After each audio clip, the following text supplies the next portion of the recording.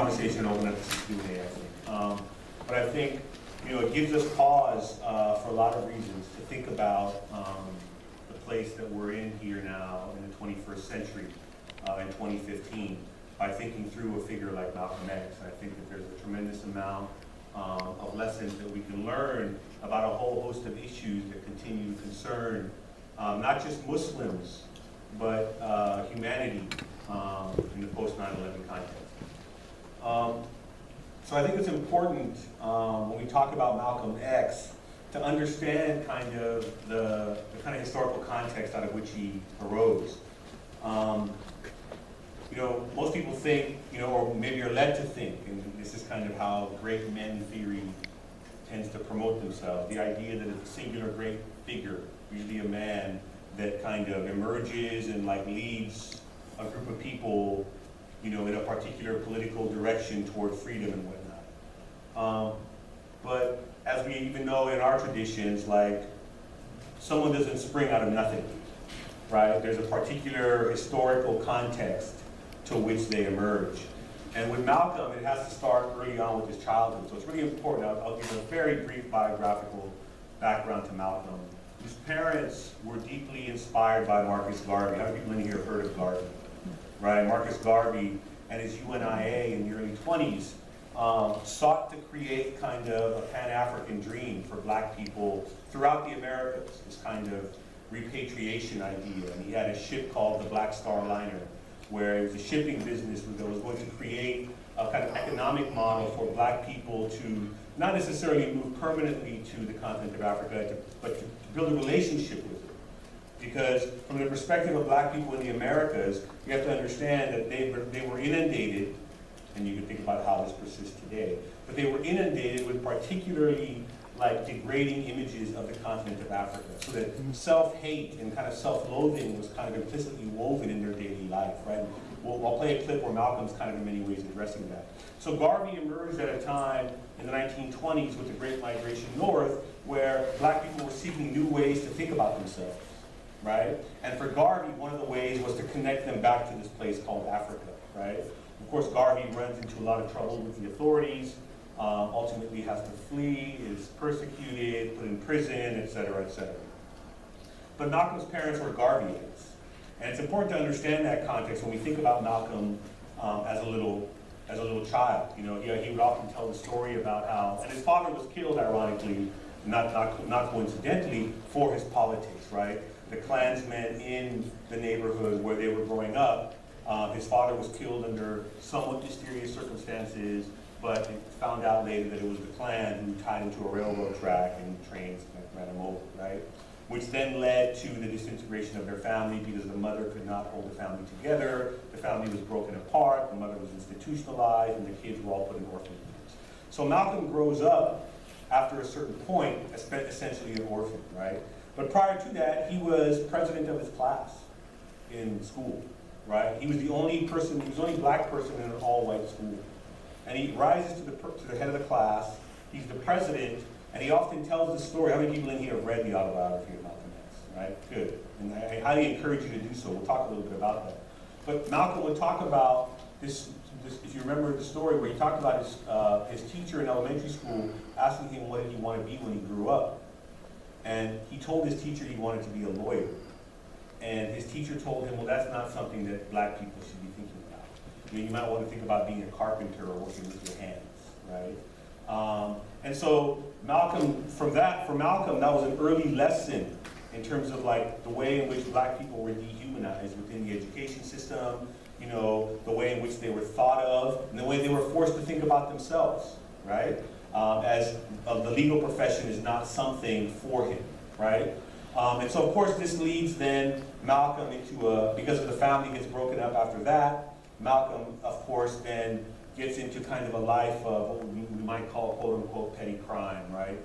He moves to Boston and gets involved with a whole host of kind of interesting characters. He's fascinated with jazz and style. And Malcolm, obviously gets then arrested and incarcerated, at which point then he goes into prison. And it's important to think about, there's these different Malcolms that people always talk about. There's Malcolm Little, who he was born with, the name he was born with. There's Detroit Red, kind of his nickname when he was on the streets, you know, like in the scene, playing, you know, as a kind of like a hustler in the jazz scene, and when he was kind of doing some of his petty crime, right? There's Satan, as he was known when he was in the prison for a while, because he was so kind of hardcore, if you will, inside the prison, right? And then there's a shift to then Malcolm X, right, that happens in prison, right? And then with Malcolm X becomes Malik al-Shabazz, Al-Hajj Malik al-Shabazz, right? And so there's these different phases of Malcolm's life that obviously people tend to point to over and over again. And what I want to kind of reiterate to you is like, and what we'll hopefully talk about today is that we don't see these as breaks. These aren't like radical breaks, like, okay, all of a sudden now from one day to the next, he's a completely different person, right? So that the shift from Malcolm Little to Detroit Red isn't, as it is for any of us. You know, you don't just turn off who you are or were.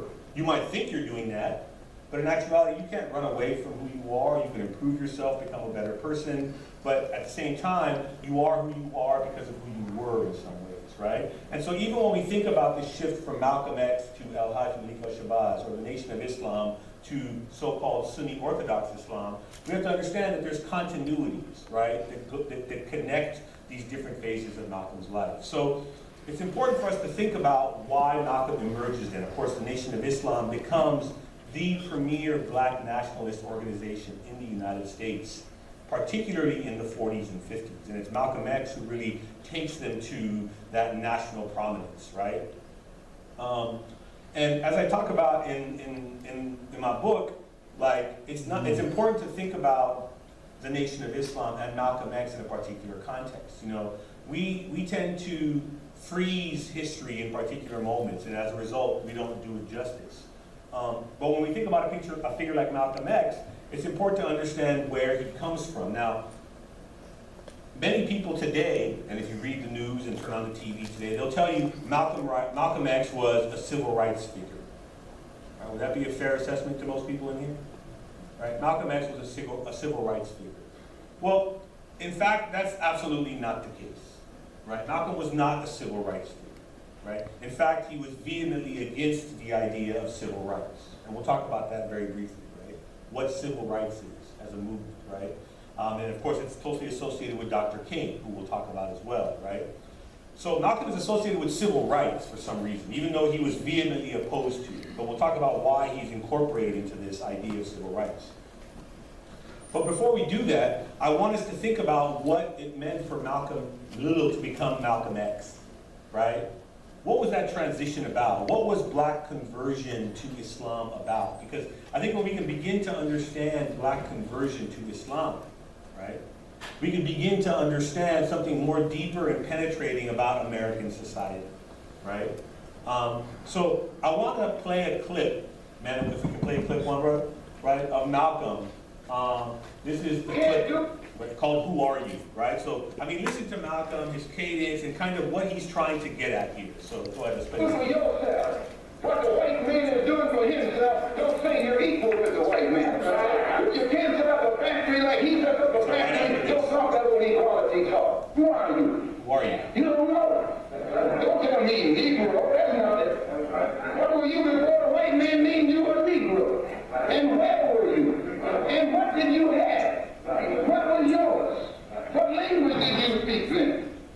What was your name? It couldn't have been Smith or Jones or Butch or Powell. That wasn't your name. You don't have those kind of names where you and I came from. No, what was your name?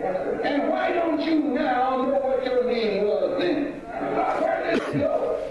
Where did you lose it? Who took it? And how did he take it? What tongue did you speak? How did the man take your tongue? Where is your history? How did the man wipe out your history? What did the man do to make you as dumb as you are right now? This is American justice. This is American. Okay. So you can see in this clip, Malcolm's asking, I mean, it's amazing to hear Malcolm talk. And it's no surprise that he comes back when hip-hop emerges, and he becomes, in many ways, the prophet of hip-hop. You know, he's the most sampled voice in hip-hop, and, you know, that's the connection that I draw in the exhibit that I created on Islam and hip-hop. Malcolm becomes the most influential figure in hip-hop culture, right? and in black arts movement and jazz before. I mean, Malcolm was a deeply influential figure. But you can see in his cadence and his style, he has very much a kind of like, if you will, MC style. There's a constant refrain, and the rhetorical questions that he's asking, he has a certain kind of persona up here. But more than the style, if you will, is the substance out of which the questions that he's asking, right? What was your name, right? It wasn't Bunch or Powell. Now he's pointing out particular civil rights leaders just to poke fun at them, right? It wasn't Bunch or Powell or Thomas or Smith or Little. That wasn't your name.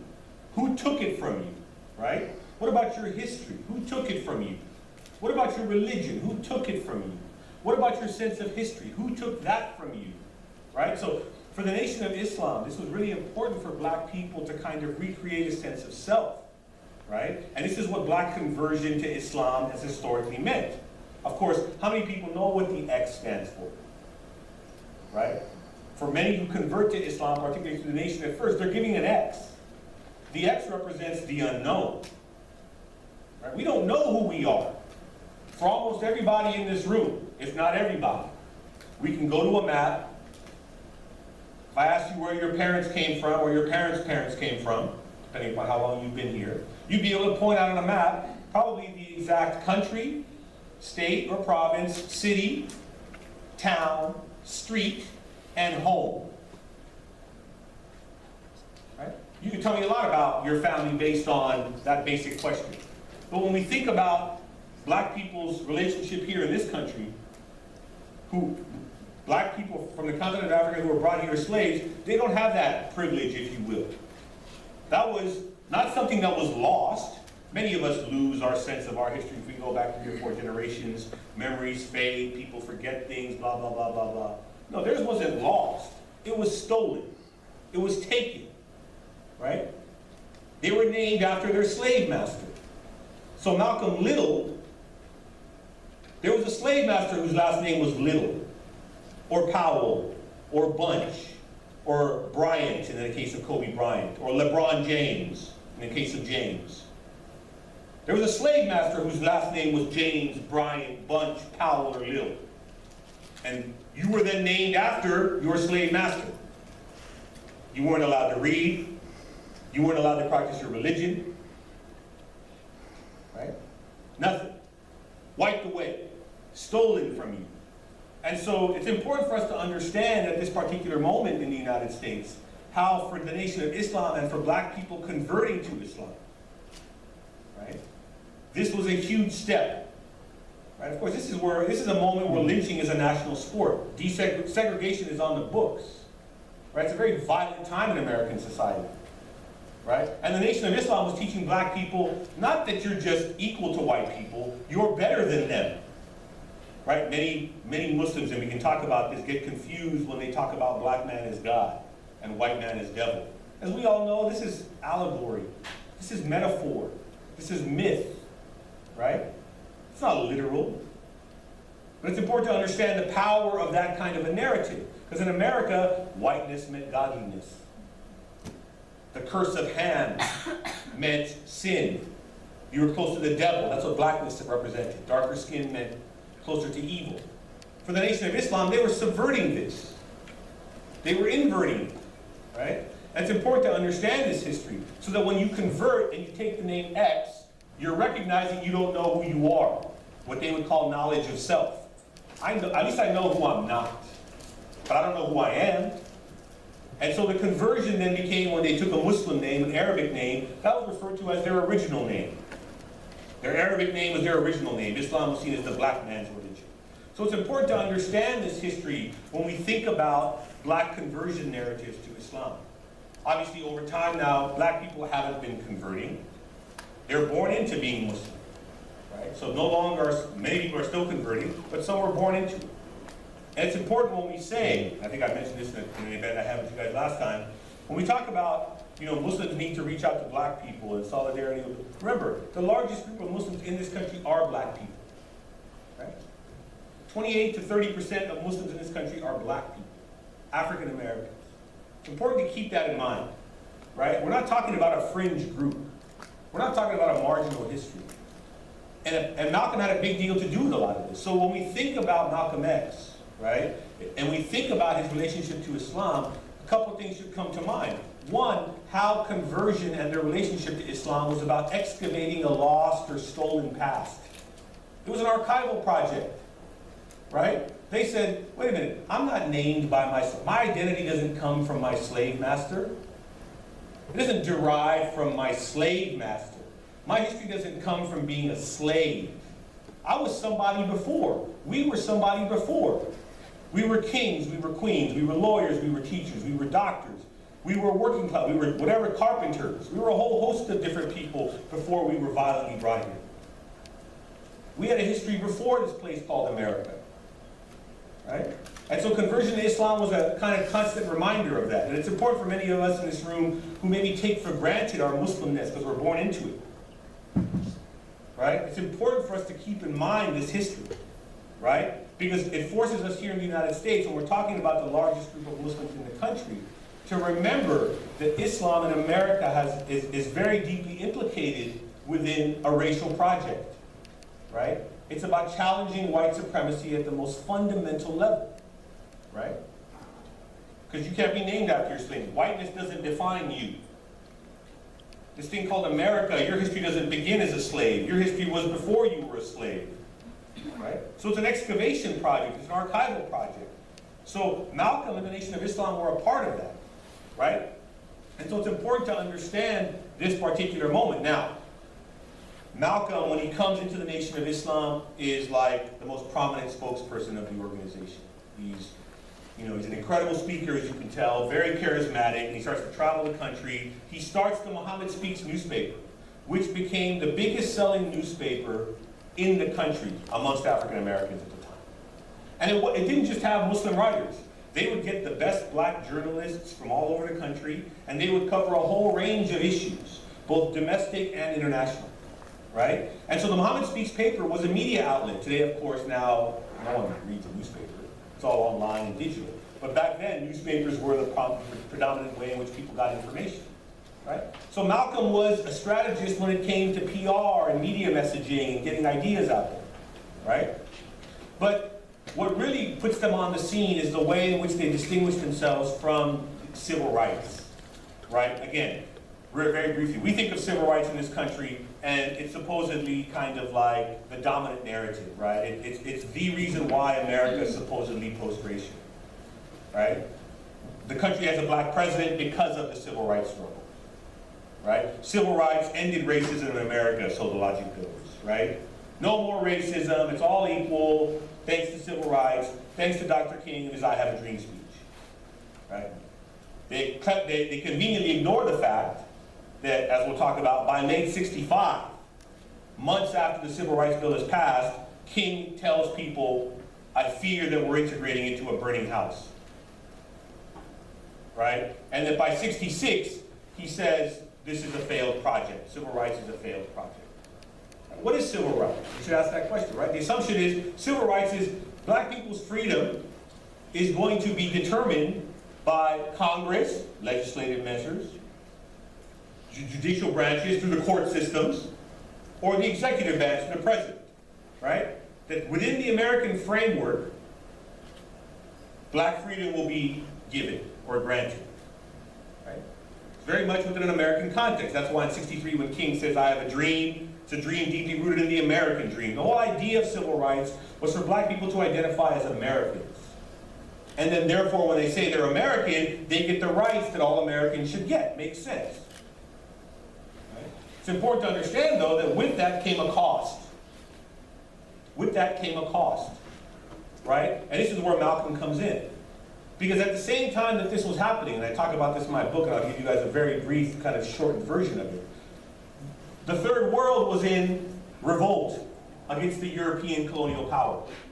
So all over Africa, all over Asia, and when I say Asia, I'm talking about West Asia, which is what we now call the Middle East, right? All over Asia and Africa, they're in revolt against the European powers. So you see, from about 1945 to about 1970, right, 70 to 80 countries emerge on the scene as newly independent countries, fighting very violent anti-colonial guerrilla wars. from Algeria to Kenya